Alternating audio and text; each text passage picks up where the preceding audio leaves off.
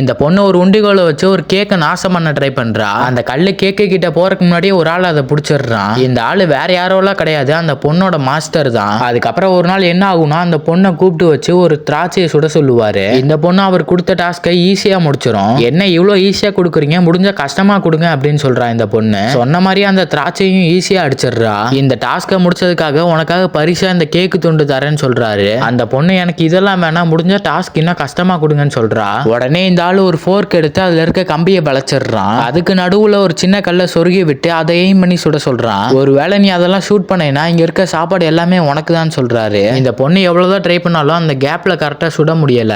உடனே இந்த பொண்ணு வந்து இதெல்லாம் இம்பாசிபிளான விஷயம், இதெல்லாம் நான் எப்படி பண்றதுன்னு சொல்லி கேக்குறா. இந்த ஆள் அதுக்கு பதில் சொல்லாம செஞ்சு காட்டுறான். எய்ம் பண்ணி ஷூட் பண்ணது ஒண்ணு கூட மிஸ் ஆகல. உடனே உங்களோட ஸ்டூடெண்டா என்ன ஏத்துக்கோங்கன்னு சொல்லி கேக்குறா. இந்த ஆளும் அதுக்கு சரின்னு சொல்லிடுறான். அதுக்கேற்ற மாதிரி டெய்லி பிராக்டிஸ் கொடுக்குறான். கிட்டத்தட்ட 2 நாள் இதே மாதிரி தாண்டி போயிடும். ஒரு டைம் கூட எய்மை கரெக்டா அடிச்சிருக்க முடியாது. இதுக்கெல்லாம் நீ ரொம்ப பிராக்டிஸ் பண்ணணும், இன்னும் டைம் ஆகும்னு சொல்லிட்டு கிளம்ப ஆரம்பிக்கிறான். உடனே அவரை போக விடாம கடைசி ஒரே ஒரு சான்ஸ் கொடுங்கன்னு சொல்லி கேட்கிறா. சரி கடைசியா ஒரே ஒரு சான்ஸ் தரேன்னு சொல்லிட்டு அவளை ஷூட் பண்ண சொல்றாரு. ஒரு வழியா கடைசியா ட்ரை பண்ணது அந்த ஃபோர்க்ல போய் மாட்டிக்கும்.